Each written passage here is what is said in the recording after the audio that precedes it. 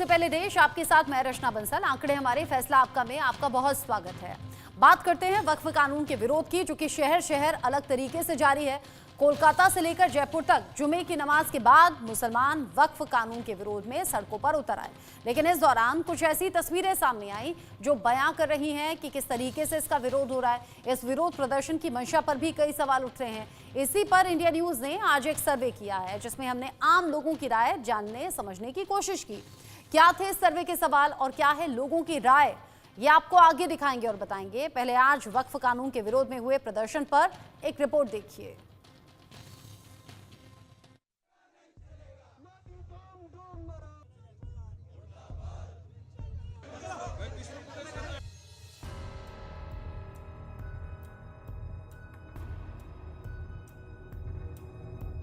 वक्फ कानून का विरोध, शहर शहर क्यों अवरोध? किसने दिया गलत ज्ञान, कैसे मानेंगे भाईजान? बस से उतरवाया भगवा झंडा, किसका था एजेंडा? वक्फ पर घमासान, भगवा से डरे भाईजान। जुमे की नमाज के बाद शहर शहर विरोध का बवंडर उठा। पश्चिम बंगाल की राजधानी कोलकाता में नमाज के बाद बड़ी संख्या में मुसलमानों ने हाथों में तख्ती लेकर वक्फ कानून का विरोध किया। उत्तर प्रदेश की राजधानी लखनऊ में all India Muslim personal law board के आह्वान पर मुसलमानों ने वक्फ कानून के विरोध में काली पट्टी बांधकर प्रदर्शन किया। महाराष्ट्र की राजधानी मुंबई में एआईएमआईएम के नेताओं और कार्यकर्ताओं ने वक्फ कानून को लेकर विरोध जताया। राजस्थान की राजधानी जयपुर में भी एआईएमआईएम के कार्यकर्ता सड़कों पर उतरे, वक्फ कानून के खिलाफ हल्ला बोल दिया। राज्य अलग है, शहर अलग है, राजधानी अलग है, लेकिन इस भीड़ का मकसद एक है। मकसद उस कानून का विरोध करना जो देश की दोनों सदनों से पास होकर राष्ट्रपति के साइन के बाद कानून बन चुका है, जिसे लेकर मामला सुप्रीम कोर्ट में है। लेकिन ऐसा लगता है कि इस भीड़ को न सरकार पर, न सदन पर और न सुप्रीम कोर्ट पर किसी पर भरोसा नहीं है। तभी हाथ में तख्ती लिए देश के अलग अलग शहरों में वक्फ कानून के विरोध में अवरोध उत्पन्न करने सड़क पर उतर गए। वक्फ का काला कानून मोदी सरकार लाई है, उसके खिलाफ आज हमने पीसफुल प्रोटेस्ट किया है और हमारा ये पीसफुल प्रोटेस्ट जारी रहेगा देश भर में। मैटर सुप्रीम कोर्ट में पेंडिंग है, 16 को सुनवाई होने वाली है, लेकिन हमको संविधान ने अधिकार दिया है कि हम कानून अगर नहीं मानते, काला कानून है, ये मुसलमानों के राइट टू प्रैक्टिस रिलीजन में इंटरफेरेंस है, यह संवैधानिक है, संविधान का गला घोटा जा रहा है मोदी सरकार द्वारा। तो हम चाहते हैं कि फौरी तौर से ये कानून वापस लिया जाए। पश्चिम बंगाल के मुर्शिदाबाद में एक बार फिर वक्फ कानून के विरोध प्रदर्शन के दौरान हिंसा देखने को मिली। यहां पुलिस और उपद्रवी आमने सामने आ गए। भीड़ ने पुलिस पर पथराव कर दिया। 2 दिन पहले भी मुर्शिदाबाद में हिंसा की ऐसी ही तस्वीरें सामने आई थीं। कोलकाता में वक्फ कानून के विरोध में पहले भड़काऊ भाषण दिया गया, उसके अगले दिन उपद्रवियों ने मुर्शिदाबाद में कई गाड़ियों को आग के हवाले कर दिया। आने वाली नस्लें दीन और ईमान पर कायम रहे। आप चाहते हैं कि आप कब्रिस्तानों में जिस तरह से दफनाए जा रहे हैं उसी तरह से दफनाए जाए। आप चाहते हैं, अगर ये चाहते हैं तो हर रोज आपको सड़कों पर निकलना होगा, क्योंकि सदन तुम्हारा है, सड़क हमारा है। तुम सदन में बिल तो पास करा सकते हो, हम सड़क से नहीं हटेंगे उस वक्त तक जब तक कि ये बिल बातिल नहीं हो जाता।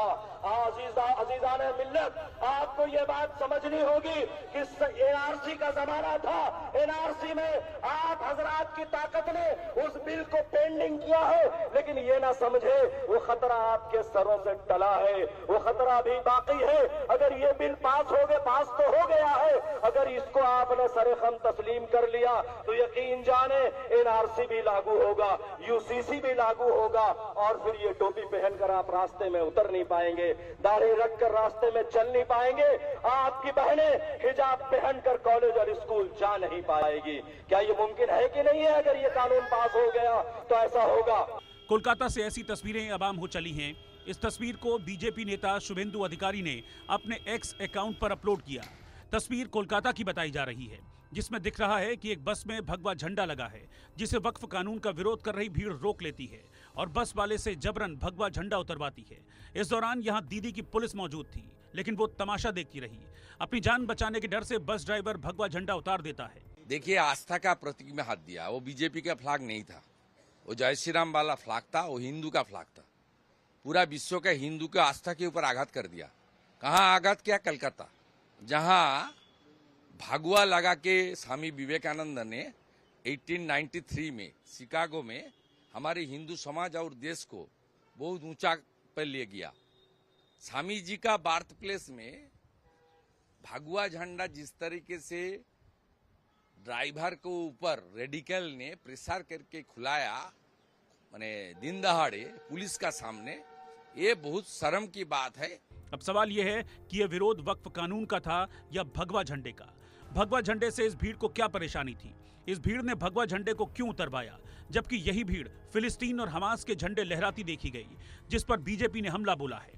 राणा सांगा पर आपत्ति जताएंगे, औरंगजेब को अपना रहनुमा बताएंगे और अब प्रोटेस्ट करेंगे वक्फ का और हमास और हिजबुल्लाह के पोस्टर लहराएंगे।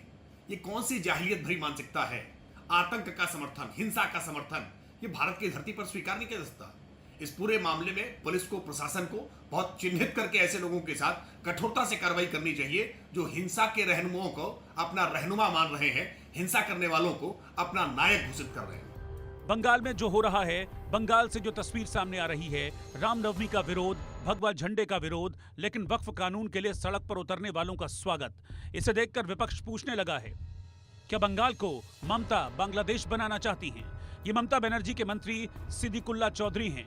वक्फ के नाम पर ये मुसलमानों को खुल्लम खुल्ला भड़का रहे हैं। सुनिए अपनी जहरीली जुबान से ये क्या तकरीर कर रहे हैं। कोलकाता के यदि बोलताम जैम करब तो 50টা জায়গায় 2000 করে বসে যেতাম, সেটা এখন হয়নি, পরে কিন্তু হবে। বলে করব, বলে প্রথমে জেলাকে একটু টাইট করি, তারপরে কলকাতার 50টি জায়গায় 10,000 হলে কত লাগবে? বাস এরা আসবে, কলকাতায় বসে চিড়ে গুড় পানি বাতাসা মুড়ি খাবে আর একটু বসবে। इन तस्वीरों के सामने आने के बाद वक्फ कानून का विरोध करने वालों की मंशा पर सवाल उठने लगे हैं। क्या यह केवल सरकार के विरोध का नया टूल किट है? क्या वक्फ के नाम पर देश में अलग अलग शाहीन बाग बनाने की तैयारी है? क्या देश को एक बार फिर से दंगे की आग में झोंकने का प्लान है? Bureau report, India news.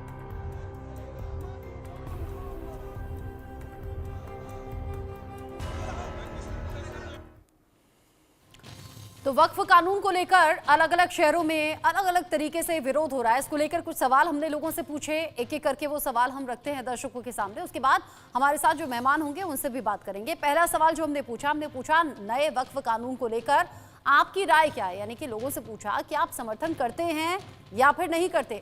तो लोगों ने इस पर खुलकर अपनी राय रखी। इसमें 59% लोगों ने कहा कि हाँ हम नए बिल का समर्थन करते हैं, जबकि 40% लोगों ने कहा कि हम इस पर समर्थन नहीं करते। हालांकि इसमें 1% लोग ऐसे भी रहे जिन्होंने कहा कि हम इस बारे में कुछ कह नहीं सकते। दूसरा सवाल जो हमने लोगों के बीच में जाकर पूछा, हमने पूछा कि जुमे के दिन वक्फ को लेकर शहर शहर भड़काने का काम हुआ है, क्या ये सोची समझी साजिश है? क्योंकि बड़े नेता या फिर मुस्लिम संगठन के जो चेहरे हैं वो लगातार ऐसे भड़काऊ बयान दे रहे हैं, जिसके बाद लोग सड़कों पर हैं। हाँ या नहीं का ऑप्शन हमने दिया। इसमें 64% लोगों ने, यानी कि बहुत बड़े तबके ने कहा है कि हाँ हमें लगता है कि जुमे की नमाज के दिन ही जानबूझकर लोगों को भड़काने के लिए ऐसे बयान दिए जाते हैं और उसका असर भी होता है। 33% लोगों ने कहा कि नहीं, हमें ऐसा नहीं लगता कि लोगों को भड़काने के लिए कहा गया है। 3% लोग ऐसे भी रहे जिन्होंने कहा कि हम इस बारे में कुछ कह नहीं सकते। तो क्या अभी चल रहा है वो अलग अलग तस्वीरों में आपने देख लिया, लेकिन क्या आगे होगा इसको लेकर बात हम कर लेते हैं। मेरे साथ में मेहमान जुड़ गए हैं। बीजेपी के प्रवक्ता मुकेश त्यागी मेरे साथ में हैं।